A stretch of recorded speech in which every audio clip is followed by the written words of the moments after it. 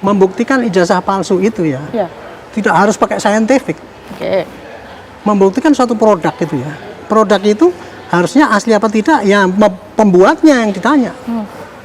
Kalau cetakan ya gimana mesin percetakannya. Kalau itu satu universitas ya produknya itu ya universitasnya ditanya semua saksi dan kemudian bukti-bukti yang ada di sana itu aslinya seperti apa ya.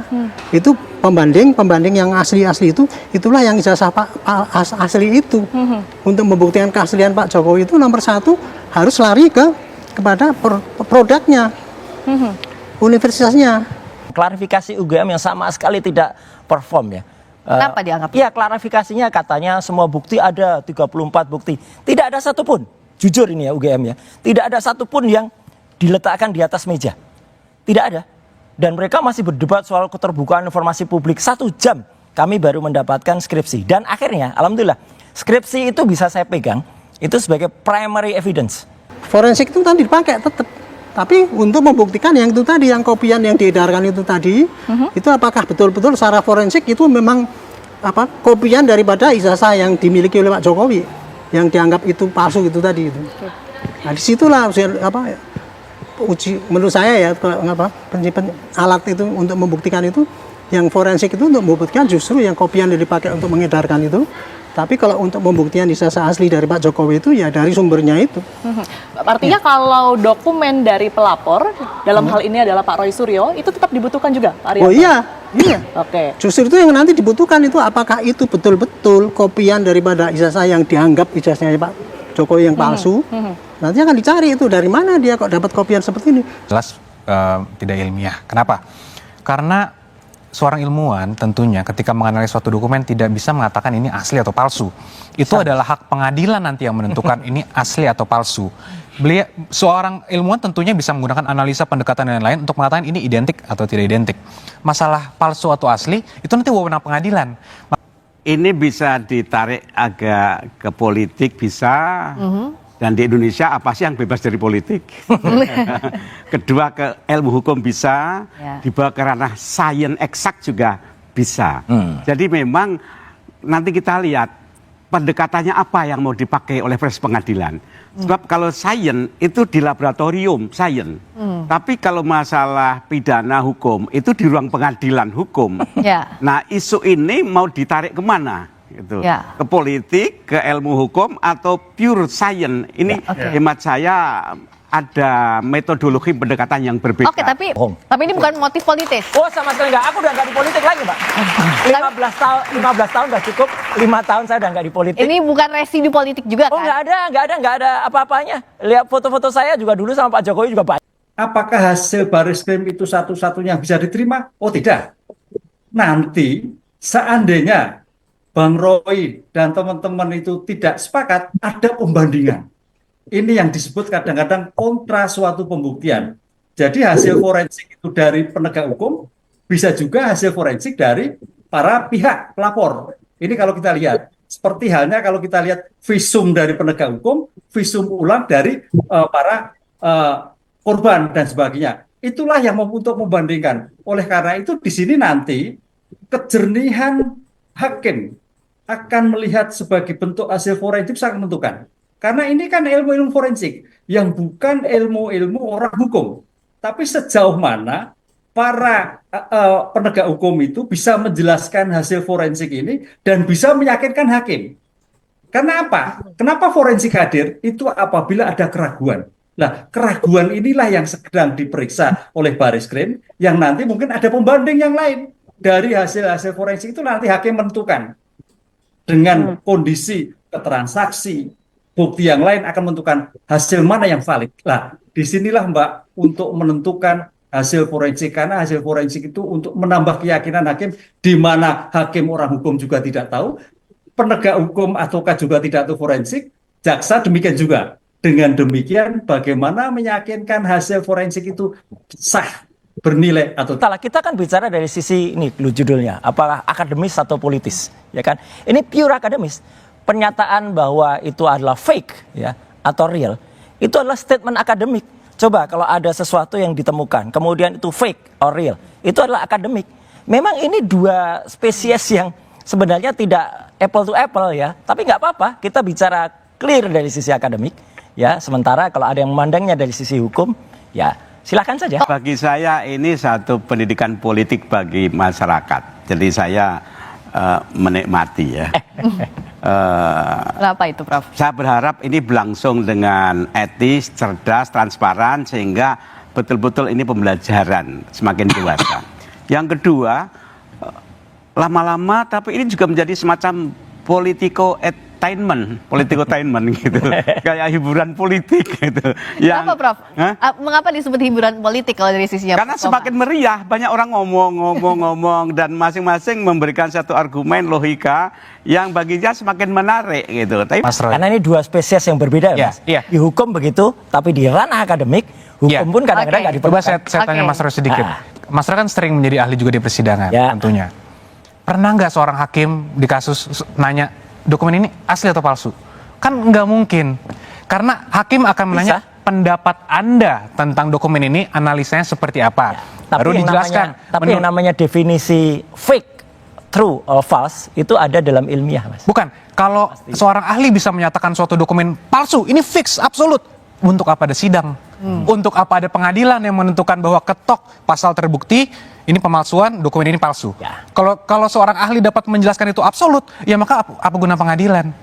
Jadi kan ini yang harus bisa dibedakan gitu, bahwa seorang ahli tentunya boleh saja dengan segala keilmuan yang dimiliki kami hormati untuk menganalisa suatu dokumen dengan metodologi juga tertentu, apakah cara pendekatannya itu Ya. secara historis, normatif, yuridis dan lain-lain. Makanya Limitasinya juga ahli ada. itu pendapatnya ilmiah, Mas, bukan untuk dikriminalisasi. Betul, ilmiah, kalau ilmiah tidak mungkin menyatakan asli atau palsu, Mas. Itu Bisa. masalahnya. Bisa. Ilmiah itu adalah ide. Ya, teman-teman semua, kita telah melihat dan mendengarkan sebuah cuplikan video yang begitu menarik dan mengundang perhatian. Dalam video tersebut di atas, barusan kita menyaksikan berkaitan dengan persoalan keabsahan ijazah Presiden ke-7 RI tersebut yang memang sudah sekian minggu ini rakyat menyoroti permasalahan ini yang semakin gencar dan menarik perhatian publik, teman-teman.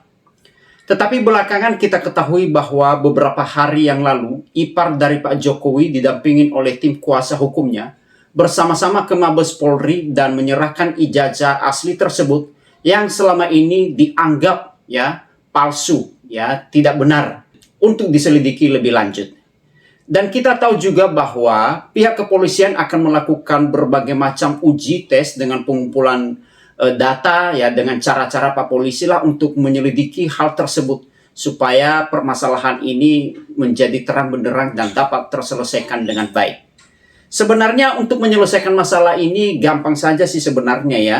Ya tinggal datang saja kepada yang mengeluarkan ijazah tersebut, ditanyakan tentu saja dengan berbagai macam prosedural. Apakah benar ijazah ini asli atau bukan, itu nanti tergantung dari pendapat dari yang mengeluarkan ijazah tersebut. Ya, itulah cara yang paling benar sebenarnya ya, yang paling simpel dan diuji pernyataan tersebut apakah benar atau tidak. Beberapa pengamat berpendapat bahwa sebenarnya permasalahan ini remeh-temeh, tidak akan berkembang sejak dari dulu kalau diselesaikan dengan baik. Ya, tidak dibiarkan begitu saja. Sehingga isu ini sudah berkembang yang begitu besar dan cukup menyita perhatian publik.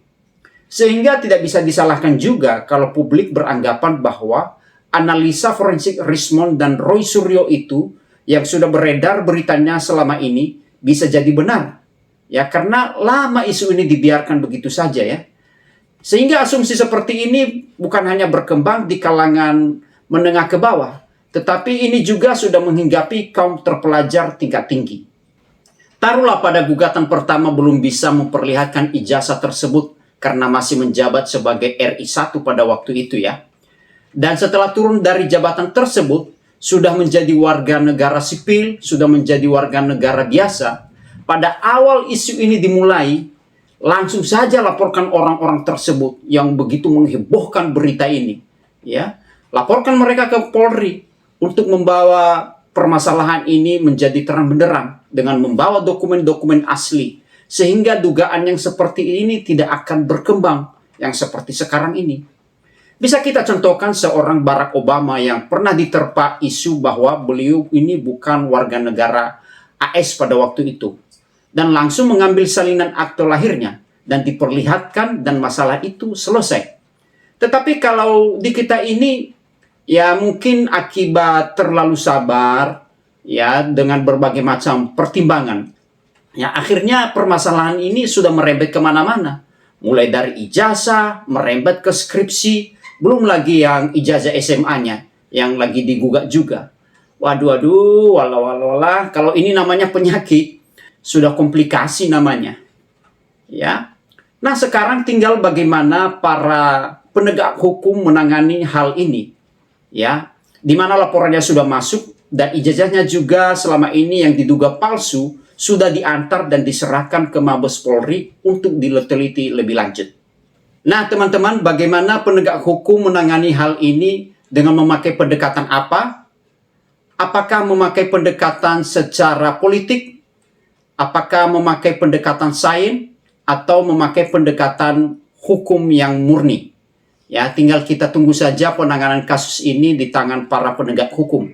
Semoga cepat terselesaikan permasalahan ini, supaya kita rakyat ini tidak bingung siapa yang benar dan siapa yang salah dalam kasus ini. Tidak menguras energi para netizen dan rakyat di seluruh Indonesia ini. Ya, tentu saja dengan membawa bukti-bukti yang bisa dipertanggungjawabkan oleh kedua belah pihak. Ya, dalam penyelesaian permasalahan ini tentu saja pendekatan-pendekatan yang mereka pakai pasti bisa digabungkan dari berbagai macam, apakah memang pendekatan hukum, pendekatan sains, dan pendekatan politik ya. Dan saya rasa mungkin pendekatan politik ini agak jauh ya, nggak mungkin lah ya. Ya. Dalam hal ini, dalam pendekatan sains ini tentu saja dengan menggunakan teknologi ya, teknologi laboratorium forensik atau teknologi digital forensik. Ya, tinggal diadu saja nanti data yang benar mana. Ya, perlu juga kita tahu teman-teman, ya, bahwa data forensik itu adalah hanya sebagai data pendukung, ya, atau data penunjang, bukan sebagai data utama untuk membuktikan atau menentukan sebuah dokumen itu asli atau palsu.